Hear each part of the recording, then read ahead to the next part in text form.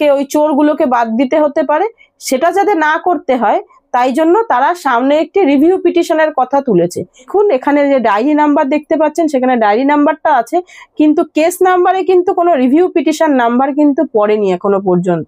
রাজ্য তথা এসএসসি দুটো অথরিটি কিন্তু রিভিউ পিটিশন ফাইল করেছে, সেটা কিন্তু ফাইল হয়েছে অনেক দিন আগে। যে মানুষকে এবং যারা কিনা এই মামলার চাকরি হারিয়েছেন তাদেরকে কিন্তু একটা ভুল বোঝানোর ব্যবস্থা করেছে। প্রথম যে পদক্ষেপ সেটাই কিন্তু এখনো পর্যন্ত গ্রহণ হয়নি, জাস্ট একটা মামলা ফাইল করে ফেলে রেখে দেওয়া। তাদেরকে আবার একটু ভুল বোঝাতে হবে, সেই ভুল বোঝানোর জন্যই কিন্তু এটি রিভিউ পিটিশন ফাইল হয়েছে। রিভিউ পিটিশনের ভবিষ্যৎ কি সেটা আমরাও জানি এবং মুখ্যমন্ত্রী নিজেও জানেন, এবং ওনার যে পরামর্শদাতা, আইনি যারা পরামর্শদাতা রয়েছেন তারাও জানে। তারা একটি রিভিউ পিটিশন সামনে রেখেছে। তারা জানে যে এইসব ছেলেমেয়েরা যারা আন্দোলন করছে এবং যারা চাকরি হারিয়েছে তাদেরকে নতুন করে পরীক্ষায় বসতে হবে, কিন্তু তারা যদি এক্ষুনি সেই কথাটা বলে দেয় যে তোমাদের পরীক্ষায় বসতে হবে, তাহলে তাদের একটা বৃহৎ আন্দোলন তৈরি হতে পারে এবং তাদেরকে ওই চোরগুলোকে বাদ দিতে হতে পারে।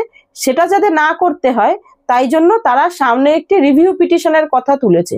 যদি রিভিউ পিটিশনই করবে এবং যে মামলায় রায় হয়েছে সেই রায়ে যদি তাদের সন্তুষ্টই না হয় তাহলে সেই রায়টা তারা মেনে নিল কেন? 17 তারিখের যে নির্দেশ এসছে সুপ্রিম কোর্টে সেখানে তো স্পষ্টই ওনারা যে রায় এসেছিল 3 তারিখে সেটা তো মেনেই নিয়েছিলেন। তারপরে আর রিভিউর স্কোপ কোথায়? তারপরেও কিন্তু রাজ্য তথা এসএসসি দুটো অথরিটি কিন্তু রিভিউ পিটিশন ফাইল করেছে, সেটা কিন্তু ফাইল হয়েছে অনেক দিন আগে, কিন্তু তার হিয়ারিং কিন্তু এখনো পর্যন্ত হয়নি। এখনো নর্মালি যখন কোনো রিভিউ পিটিশন ফাইল হয় সেটা কিন্তু যে জাস্টিস থাকেন তাদের চেম্বারে সেটা কিন্তু যায় এবং সেটা কিন্তু তারপরে তার প্রসিড যা করণীয় সেটা যদি ডিসমিস হয় ডিসমিস হবে, যদি মনে করেন সেটা রেগুলার বেঞ্চে শুনানির জন্য আসা প্রয়োজন তাহলে সেই অনুযায়ী সেই পদক্ষেপ নেওয়া হয়। এখনো পর্যন্ত কিন্তু প্রথম যে পদক্ষেপ সেটাই কিন্তু এখনো পর্যন্ত গ্রহণ হয়নি, জাস্ট একটা মামলা ফাইল করে ফেলে রেখে দেওয়া এবং ওটাকে সামনে রেখে যে যারা চাকরি হারিয়েছেন তাদেরকে আবার প্রতারণা করা। একবার প্রতারণা করেছেন এবং প্রতারণা করে বলেছেন যে একটাও চাকরি যাবে না, তারপরে কিন্তু এই রায় এসছে, তারপরে দেখেছে তার কথাটা মিথ্যে হয়ে গেল, তখন তো তাদেরকে আবার একটু ভুল বোঝাতে হবে। সেই ভুল বোঝানোর জন্যই কিন্তু এটি রিভিউ পিটিশন ফাইল হয়েছে। এবং আমি নিশ্চিতভাবে দেখাবো সুপ্রিম কোর্টের ওয়েবসাইট থেকে যে কি পরিস্থিতিতে আছে সেই রিভিউ পিটিশনটা। আমি দেখিয়ে দিচ্ছি, আপনি একটু দেখে নিন।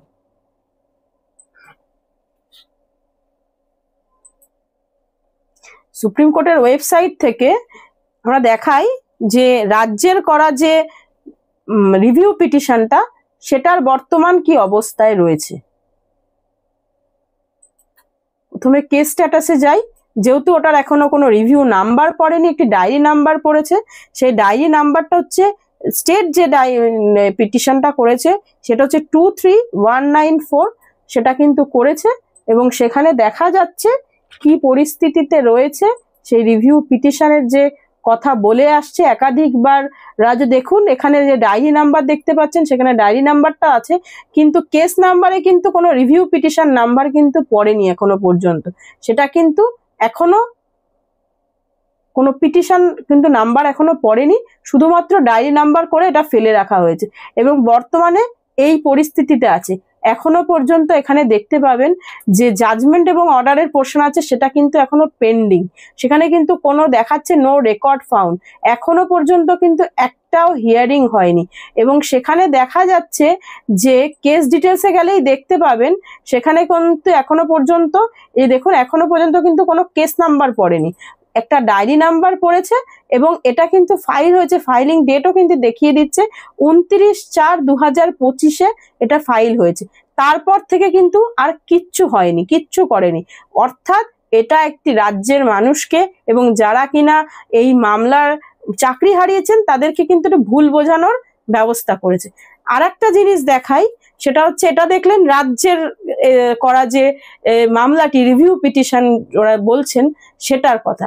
এসএসসির ক্ষেত্রেও কিন্তু সেম, এসএসসির ক্ষেত্রেও কিন্তু আপনি দেখতে পারবেন এসএসসির ক্ষেত্রে যখন এটা দেখালাম এসএসসিরটাও দেখিয়ে নিচ্ছি এসএসসির ক্ষেত্রে কি অবস্থায় রয়েছে।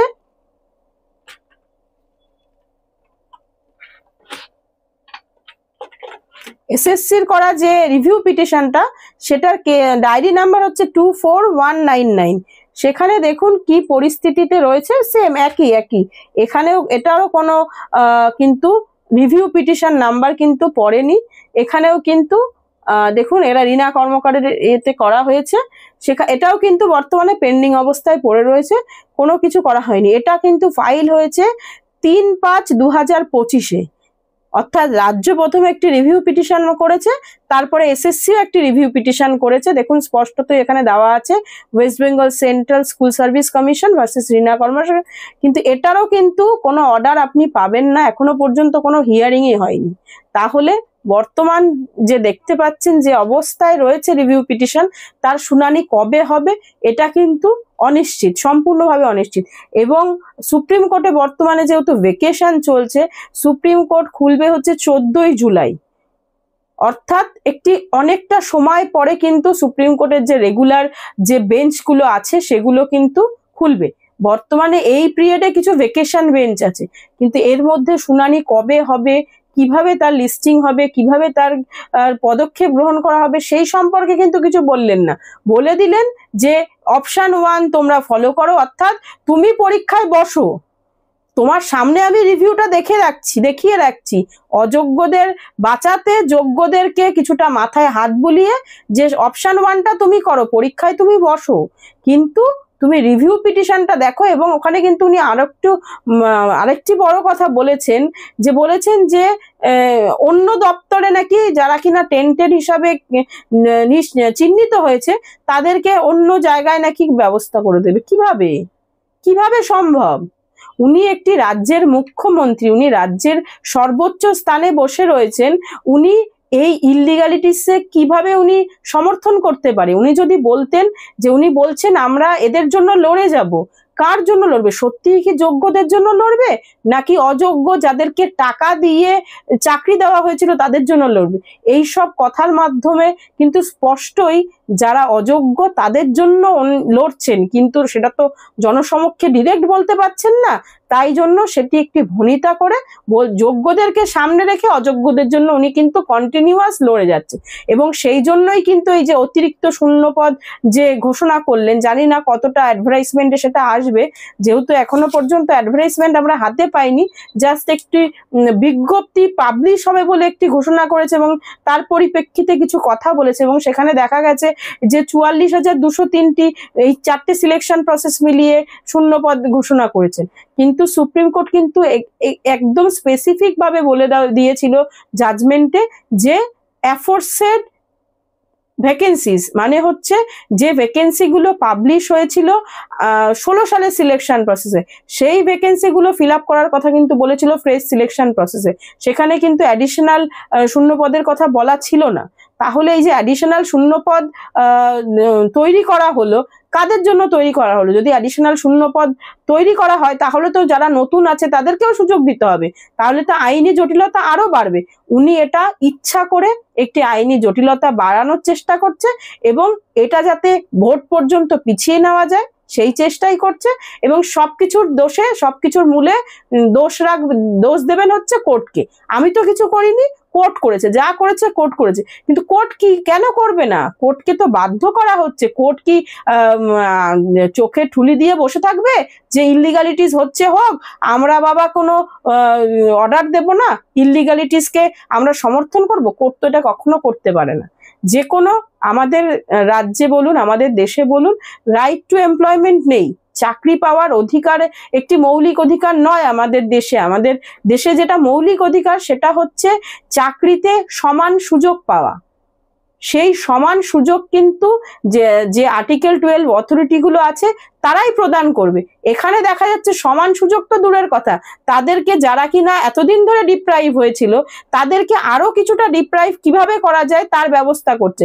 যারা টাকা দিয়ে চাকরি পেয়েছে তাদেরকে কিভাবে বেনিফিট দেওয়া যায় সেই ব্যবস্থা করছে। না হলে যারা চাকরি করছে তাদের নাকি এডিশনাল এক্সট্রা মার্কস দেবে এক্সপিরিয়েন্সের জন্য। কেন? এটা কিসের বেসিসে, কোন আইনের বলে এটা করছেন? যাই হোক, যে এখনো যেহেতু নোটিফিকেশন আসেনি, উনি কি করবেন, ওনার কথা এবং কাজের মধ্যে বিস্তর ফারাক থাকে, আগেও হয়ে এসছে এবং বর্তমানেও হবে। আশা করি দেখা যাক কি হয়, উনি কি নোটিফিকেশন কি আসে সেটার উপর ভিত্তি করে পরবর্তী আমরা এর যা মন্তব্য সেগুলো করতে পারি। ওবিসির যে মামলাটি রয়েছে, যেটি সুপ্রিম কোর্টে পেন্ডিং অবস্থায় এখন রয়েছে, সেখানেই যে লাস্ট শুনানি হয় সেখানেই কিন্তু রাজ্য আরো 3 মাসের সময় চেয়েছিল, এবং সেখানে কিন্তু দেখা গেছে সেই মামলাটি পরবর্তী শুনানি জুলাই মাসে হওয়ার সম্ভাবনা একটি আছে। জুলাই মাসেই যে সেই হিয়ারিং সম্ভব হবে এবং তার জাজমেন্ট আসবে এই নিয়ে কিন্তু কোনো এখনো নিশ্চয়তা নেই। অর্থাৎ ওবিসি মামলা এখনো কিন্তু সুপ্রিম কোর্টে পেন্ডিং অবস্থায় রয়েছে, এবং এই সুপ্রিম কোর্টে যে পেন্ডিং অবস্থায় রয়েছে সেটাকেই কিন্তু একসময় হাইকোর্টে এসে রাজ্যের তরফ থেকে বলা হয়েছিল যে এখন কোনো নতুন নিয়োগ প্রক্রিয়া করা যাবে না, কারণ সুপ্রিম কোর্টে এই ওবিসি মামলা পেন্ডিং অবস্থায় রয়েছে। তাহলে উনি যে এই নতুন যে শূন্য পদগুলো অ্যাড করলো সেগুলো কিভাবে হবে, কিভাবে করবেন উনি এই নতুন নিয়োগ প্রক্রিয়া, তাহলে কি করে করবেন?